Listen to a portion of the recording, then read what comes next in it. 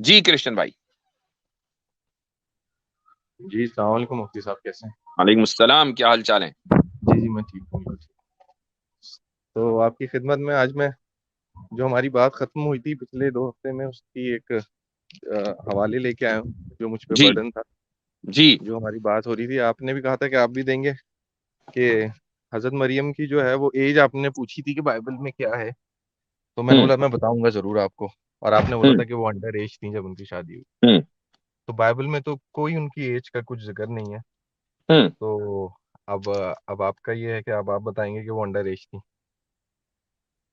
Bible में कोई उनकी एज का जिक्र नहीं, जबकि आपने खुद ही कहा था कि उनकी एज का जिक्र है 14 से ज्यादा। नहीं, मैंने बिल्कुल, मैंने कहा था कि मैं बिल्कुल लेके आऊंगा हवाले के उससे। हम्म। तो मुझे उस तरह बाइबल में शादी की एज का कोई जिक्र इस तरह है नहीं। तो मगर आपने बोला था कि नहीं, वो अंडर एज थी जब उनकी शादी हुई है। ओके, रुक जी, तो जाइए। एक तो तो बात मैं अगर जी ये तैयार होता कि आप आ रहे हो तो मैं भी हवाला निकाल के रखता, लेकिन मैं ठीक इतने ठीक, मगर कोई निकालता हूँ कोई मसला इंशाल्लाह। नहीं है। मैंने मेरे हम्म। पे था दूसरा ये, हमारी बात जो जहाँ पे खत्म हुई थी कि अच्छा, हजरत आदम। रेबेका के जी, बारे में आप क्या कहेंगे? आप हजरत इसहाक की जो अहलिया थी। उनकी एज के बारे में, रब जी। का, हम्म। मुझे उनकी एज का मतलब वो भी मुझे फिर वो दोबारा से देखना पड़ेगा। तो आप उस पे क्या सवाल है आपका, मुझे बताएं तो फिर। रेबेका जो थी वो अपनी शादी के वक्त कुछ लोगों के मुताबिक तो 2 ही साल की थी, और कुछ लोगों के मुताबिक वो 14 साल की थी। ठीक है। तो ये भी आपके यहाँ ओल्ड टेस्टामेंट में ही लिखा हुआ है। अच्छा, तो मैं देख जी। लूंगा, मगर ये 2 साल का ऐसा अगर होता तो बहुत सारे लोग वैसे ही सवाल करते, पर मेरी नजर से नहीं है कि उनकी एज का कोई इस तरह लिखा हो कि वो 2 साल की थी और 14 साल की थी। अच्छा। देखिए, आ, रुक जाइए, मैं आपको थोड़ा सा हवाला दे देता हूँ, क्योंकि हवाला जो है वो इस वक्त मेरे साथ। जी इंसाइक्लोपीडिया ऑफ जो कैथोलिक इंसाइक्लोपीडिया है ना, जी उसका जी रेफरेंस मैं सेंड कर देता हूँ इंशाल्लाह। मैं देख रहा हूँ। तो जी। उसमें हजरत मरियम अलैहि सलाम जो हैं उनकी एज 12 के करीब, 12 या 13 के करीब लिखी हुई है अच्छा मेरी याददाश्त के अच्छा। मुताबिक, नहीं जब नहीं, वो प्रेग्नेंट हो गई थी। यानी जी, अभी असल शादी भी बात नहीं हुई ये थी।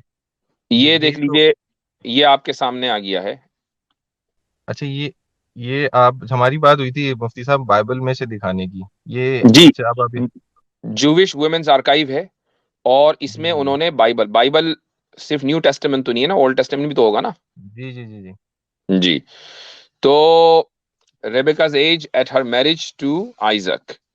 There ji are various uh, midrashic traditions for Rebecca's age when she was married to Isaac. According to one tradition, she was born when Isaac was bound on the altar. Since Isaac was 26 years old at the time and 40 when he married Rebecca, और ये है Genesis 25:20 का हवाला. She was thus 14 years old when she married. ये है पहला tradition. दूसरा, another tradition gives her age as 3 years and 3 days when she left her father's house. तो ठीक है। भाई, ये दो, यानी मैक्सिमम आप उसको 14 तक ले जा सकते हैं, 18 तक तो तब भी नहीं बनती है। और दूसरा ट्रेडिशन तो 3 ही साल का है, और यही ज्यादा पॉपुलर भी है बाय द वे। ठीक है, मैं बिल्कुल ठीक है आप कह रहे हैं, मगर ये बात ये है कि बाइबल में जो लिखा हुआ है, लेकिन बहुत जी। सारी और भी दूसरी दूसरी किताबें हैं जिसको, जो अनाजील होती हैं या दूसरी किताबें, तो उसको तो हम उस पर यकीन नहीं कर सकते ना। मैंने, हमारी बात हुई थी बाइबल के अंदर से कि आपने बोला था कि उसमें वो लिखी हुई बाइबल है। ही के हवाले से है, दोनों हाँ जी। ट्रेडिशंस बाइबल ही मुफ्ती के साहब, मैं हवाले से उस हैं। पर भी बात कर रहा जी हूँ, बाइबल के जी उस पे जी कि जो क्रिश्चियन स्कॉलर्स हैं, जो या ओल्ड टेस्टामेंट स्कॉलर्स हैं, वो क्या करते हैं, वो किससे डिड्यूस करते हैं ये बात। मैथ्यू 1:18 है, उसमें ये कहा जाता है कि हजरत मरियम जो थी या मैरी जो थी, उनका उनकी जो है वो बिथ्रोड जो है, यानी उनकी जो मंगनी है, वो जोसेफ के साथ थी। फिर उसमें यहाँ पे ये भी आता है कि she was virgin and young. उसके बाद वो जो डिड्यूस जो स्कॉलर्स इसी वर्ष से करते हैं, वो ये कहते हैं कि क्योंकि हमें ये पुख्ता सबूत मिलते हैं कि मंगनी की जो एज थी ड्यूरिंग इन ओल्ड टेस्टामेंट या जूइश लॉ में, वो 12 साल से 14 साल के बीच में थी। यानी शी शुड बी 12 और 14 बिटवीन ये। और ये ठीक है। ठोस सबूत मिलते हैं ओल्ड टेस्टामेंट ट्रेडिशन से, यानी ठीक है। इसी से अच्छा, मैं डिड्यूस हो जाता है कि मैरी की एज क्रिश्चियन जो थी वो भाई 12 थी। यहाँ दो पॉइंट है जी अतर भाई, मैं इनको एक जो यानी रेबेका के ताल्लुक से है, तो वो तो सराहतन मिलता है कि उनकी एज क्या थी, यानी कि लिखा हुआ एज। हजरत मरियम अलैहिस्सलाम की जो एज है अलैहिस्सलाम, उनकी एज के बारे में यानी कि क्लियरली नहीं लिखा कि वो एज क्या है। अब आपके अपने जो यानी कि तफसीर करने वाले हैं, जो उसको बाइबल की तफसीर लिखते हैं, वो आपकी की पूरी रिवायत में वो 12 या 14 रही, ठीक है, यानी कि 150 साल पहले तक। यानी इस पे इजमा था, एक तरीके से कह लें हम अपने टर्म में, कि ईसाई दुनिया का इजमा था कि मरियम अलैहिस्सलाम की जो उम्र थी वो 12 से 14 थी। जब मसला आया मॉडर्न एरा के अंदर के चाइल्ड मैरिजेस जो है वो इविल है, तो इसके इस तफसीर के ऊपर जो है सवालात उठाने शुरू हुए। तो अब देखिए, या तो गोया कि आप उस तफसीर को माने कि जो 12 से 14 साल वाली तफसीर है, या फिर आप कहते हैं कि हमारी पूरी रिवायत जो है हम उसको खाक डालते हैं। दोनों में से एक चॉइसेस है आपके पास, या तो आप अपनी पूरी रिवायत पे खाक डालें, क्रिश्चियनिटी पे खाक डालें, या फिर आप मान लें कि हमारी जो रिवायत जिस पे इजमा हो चुका है हम उसको मानते हैं 12 से 14 वाली। ठीक है। अच्छा आसम जी भाई, कृष्ण। ठीक है, अब आप अगर इस तरह के लफ्जों से जो है ना, फिर एक अलग बात शुरू हो जाती है कि आप क्रिश्चियनिटी पे खाक डालें और ये करें। दूसरी चले बात ये, मुस्तरद कर दें, ज्यादा आसान जी वो है, जरा जी लाइट लफ्ज जी, है। बिल्कुल बिल्कुल। अच्छा, हम्म। दूसरी बात ये है कि हजरत मरियम का जो किस्सा है या जो भी आप कह रहे हैं, वो तो एक अगर मौजाती तौर से, क्योंकि वो बगैर उसके हुई, तो वो उनकी एज बाइबल में उनका जिक्र नहीं है, पहली बात तो ये। मगर वो एक मौजज़ा था, तो हम उसको जो है वो एक लिबर्टी दे सकते हैं, ये तो बात है, ठीक है। हम्म। दूसरी बात ये है कि जो आप ये कह रहे हैं कि तफसीर और जो हिस्ट्री है, हमारे लिए जो सबसे पहले जो तोलने का तराजू में जो रखने की चीज़ है वो है बाइबल, ठीक है। अब आप मुझे कोई और भी रिवायतें देते जाएंगे सारी चीजें कि हाँ वो इस तरह लिखा हुआ है, तो ठीक है, वो मैं मान रहा हूँ, मगर उसको चेक करना पड़ेगा सारी चीजों की कि रिवायतें कहाँ से हैं और किस तरह की हैं, ठीक है। तो ये इस तरह का मामला है इसके अंदर। ये नहीं कि वो जो लिखा हुआ है आपने दे दिया, हाँ ये इधर लिखा हुआ है, वो किसी ने भी लिखा हुआ है।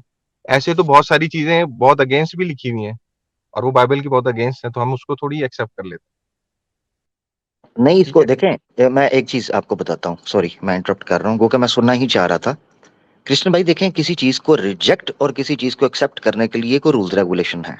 आपके सामने ये चीज पेश की गई ना, अब आप रिजेक्ट करें। देखें, मैं आपको ये असल में ना, ये बड़ी गलत फहमी होती है कि आप एक क्लेम रख देते हो, उसको प्रूव नहीं कर पाते। मिसाल के तौर पर मुफ्ती साहब ने क्लेम किया, जिसका एविडेंस उन्होंने आपके ही स्क्रिप्चर से और आपके ही कमेंटेटर से रख दिया।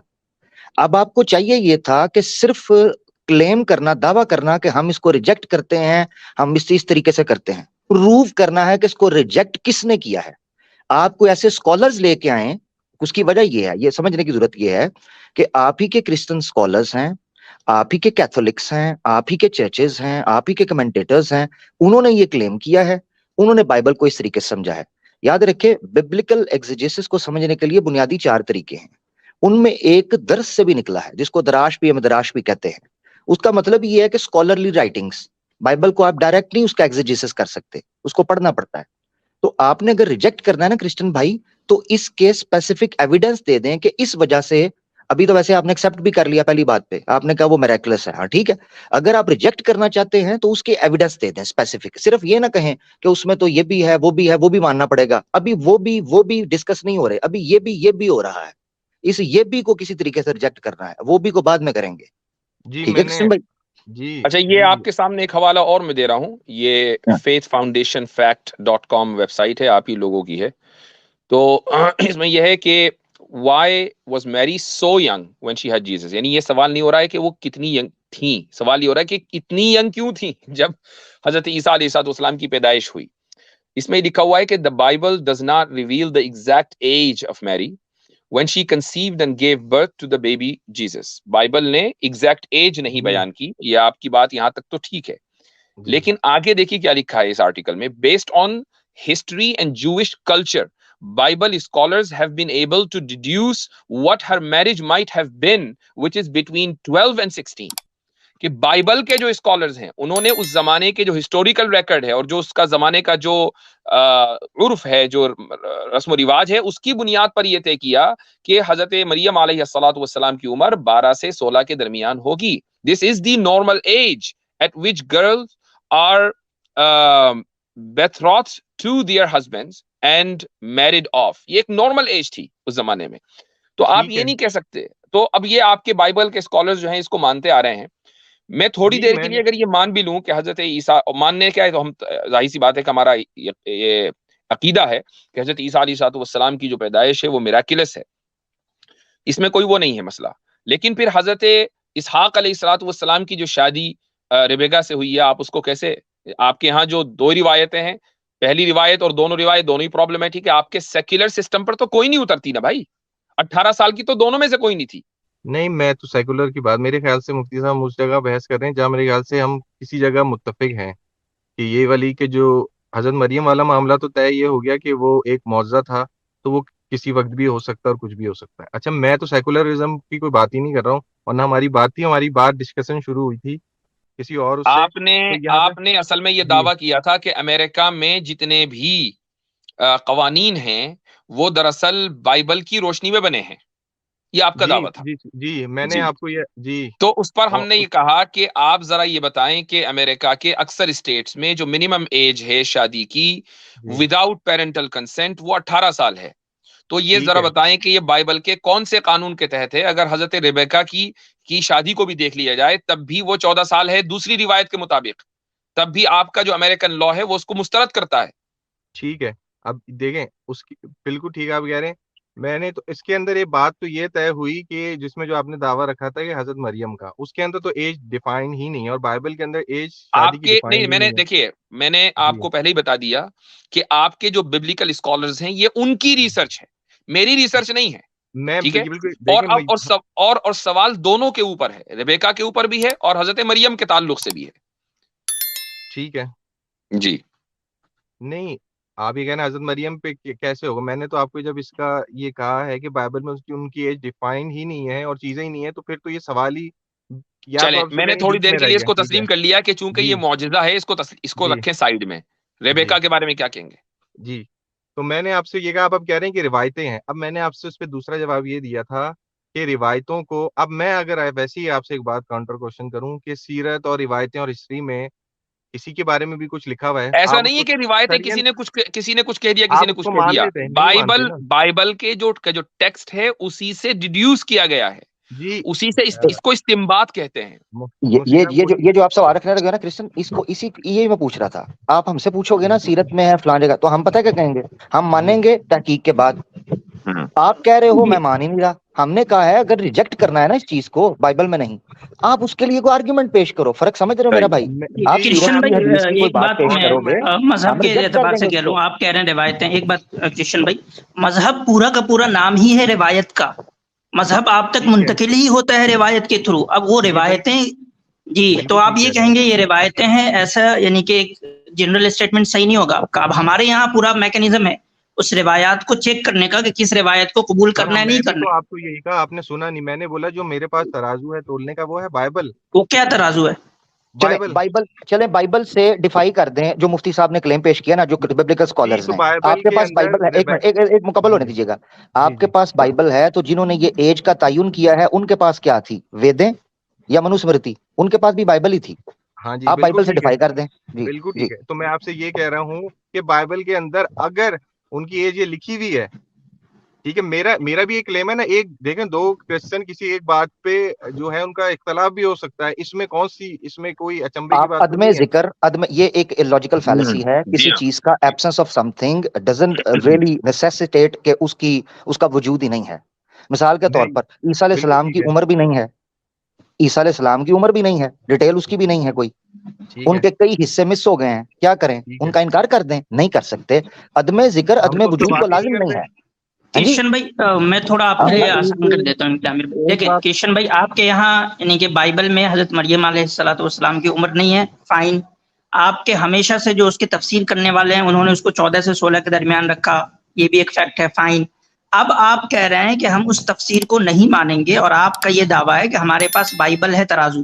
ठीक है, तो आप उस तफसीर को निगेट करें बाइबल के थ्रू। आपने बाइबल के किस वर्ष से जो है इस तफसीर को निगेट किया कि उनकी उम्र 12 से 16 थी? आप फिर मैं बार बार अपने आप को रिपीट, मैं आपसे कह रहा हूँ जब उधर एक चीज लिखी ही नहीं है तो आप उसके अरे ऊपर आप भाई, उस पे आप वो चीज यानी कि नहीं लिखी है, हमने माना आपकी रिवायात के अंदर उसका एक्सप्लेनेशन 14 से 16 वो आप ही की रिवायत में है ना, क्रिश्चियन रिवायत हिस्ट्री नहीं में है है, ना वो। अच्छा रिवायत भाई अब चले मैं आप इनसे एक सवाल, सॉरी एक सवाल पूछने लगा हूँ। अच्छा मुझे ये बताएं, जिस बाइबल आप कर रहे हैं, पूरी बाइबल में से बाइबल वर्ड निकाल के दिखा दें। बाइबल है, ठीक है, वर्ड आप है ना पूरी बोलें, बाइबल में। ठीक है, ना ठीक है। बोलें तो आप बाइबल क्यों बोल रहे हैं? मैं इसका मतलब है आपको भाई एक बाइबल को चीज बाइबल बताइए कहने का आप, भी हक नहीं है, क्योंकि पूरी बाइबल के अंदर बाइबल वर्ड ही नहीं नहीं है। नंबर आपको 1। आप पहली बात एक तो अरे आमिर क्रिश्चियन भाई एक चीज आप ना बताइए। बोलें, हाँ इधर आप ना बोलें, ये सही है। जी प्रेमी भाई बात कर एक लें आप। एक चीज बताइए आप कि बाइबल में आपने कहा कि एज का जिक्र कहीं नहीं है। मुफ्ती साहब ने कहा कि भाई आप ही के विद्वानों ने कहा है कि हजरत मरियम की उम्र 12 से 16 साल तक की थी। यूसुफ नज्जार से मेरे ख्याल में बाद में शादी हुई। ये शादी की उम्र बताइए मुफ्ती साहब, या पैदाइश की। नहीं, जो 3 साल की उम्र थी वो शादी की थी एक ट्रेडिशन के मुताबिक। जी अच्छा ठीक। तो ठीक है, ये बात क्रिश्चियन हो भाई गई। ये बताइए कि आपके जी पास इसके इनकार की वजह क्या है, जब एज है ही नहीं बाइबल में। भाई तो एक मैं चीज यही तो आपसे कह रहा जिसको हूँ। अच्छा खैर आपकी पूरी ये सकाफत बात जो मानती आ रही थी। जी वो एक बात जो है वो बार बार रिपीट हो रही, मैंने आपको जवाब दिया। दूसरी बात जो आमिर भाई जो ये बात की कि बाइबल का नहीं है, ये बात बिल्कुल ठीक कह रहे हैं।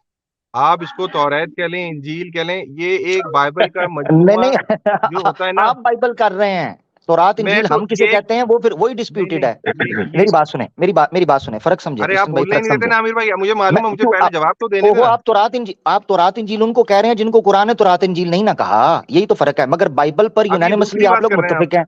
ये दूसरी बात कर रहे हैं ना आमिर भाई, एक दू- बात पे। इसलिए कर रहा हूं कि आपने कह दिया है, आप तौरात इंजील कह लें, हम नहीं ना कहते भाई। तौरात अच्छा इंजील हम चले कहते हैं ठीक है, वमा ऊतिया मूसा व ईसा। सूरह आल इमरान में अल्लाह ने कहा है वमा ऊतिया मूसा व ईसा।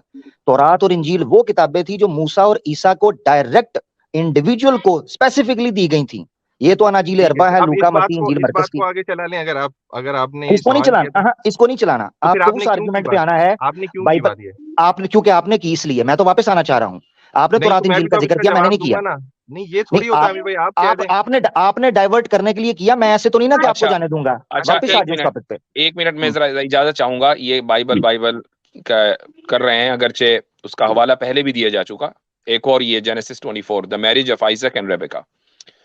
To summarise Kareem's argument so far, he notes that Isaac married Rebecca when he was 40. ठीक है, Genesis 25:20 में आपके लिखा हुआ है।